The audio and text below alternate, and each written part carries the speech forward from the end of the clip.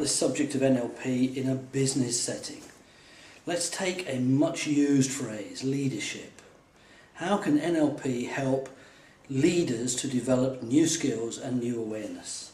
Well, we've got a whole range, a whole package of things within the framework of this thing we call NLP, this great model, which can help leaders to really understand people, right from the beginning and on through. For example, goal setting, okay? In NLP we teach a considerable amount about setting well-formed outcomes, about developing goals that are clear, that are effective, and that we're aware of the impact of those goals and those decisions, both on ourselves and on others.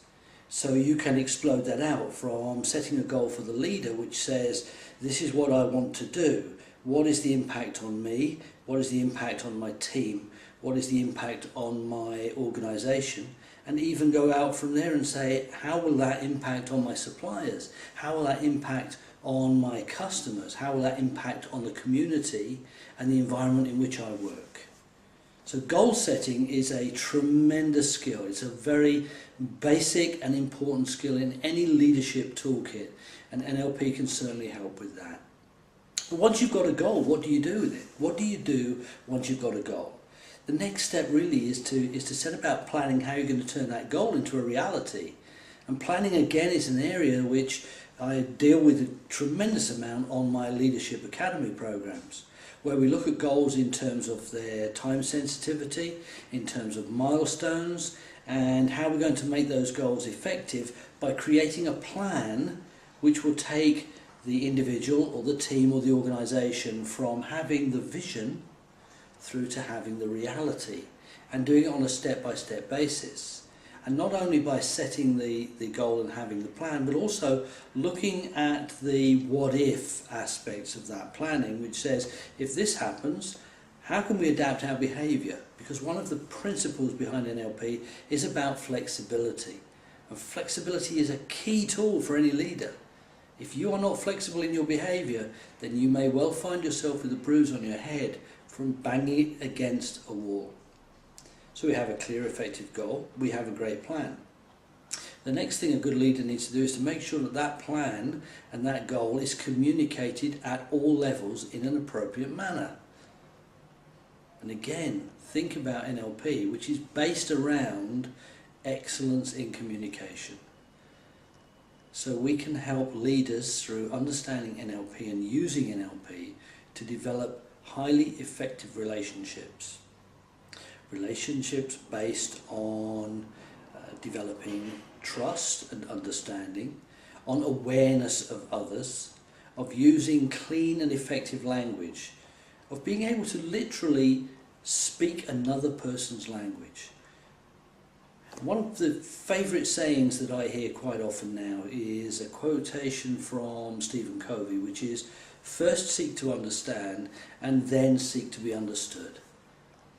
Well, the principle of NLP is to seek to understand people, and you can only understand people by beginning with understanding yourself, and that's where we start. So what else does a leader need to do? Well, a good leader needs to understand how to motivate and inspire people.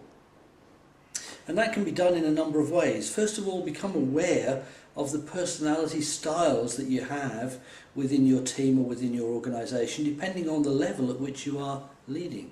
So begin to understand the people, because leadership is about people, not about processes and things. It's about people. So understand the people. Begin to understand their personalities from the perspectives of what are their attitudes. And their attitudes are driven by a combination of what they believe about themselves and the world and about their values. What is important to them? Because these are the reasons why people do things. Once you tap into those as a leader, once you understand those, then you can give people a reason to do things, because people do things for their reasons and not for yours. They do things because they are motivated to, because their values are impacted upon. So understand these things and understand the different values in play in the individuals, and then understand, as we teach on our Leadership Academy, how you take those values in the individual and look at the value set of the organisation and how you frame those so that they match, so that you then have a situation where people are inspired and motivated to work, and it removes the conflict that demotivates people. And of course, while you're doing all this, as a leader, you are building tremendous confidence in yourself, confidence in your own ability, confidence in the way that you interact with other people, confidence in the way that you speak to yourself, because we all do that. We all have the little voice in our head. And that impacts then on the way that we present. So when you're standing in front of a group, you have more authority, you have more confidence, you are able to influence and persuade others much better because you build these effective relationships. And of course, every day of every week, a true leader is negotiating. Negotiating to get things done, negotiating to get ideas accepted, to get actions taken, to get decisions made. Not always where they have direct authority. And NLP can help with building all of those things, all of them, because it delivers tremendous self-awareness, tremendous confidence, and a whole toolkit of skills for managing ourselves, for inspiring ourselves, for inspiring and motivating other people, so we get the business done.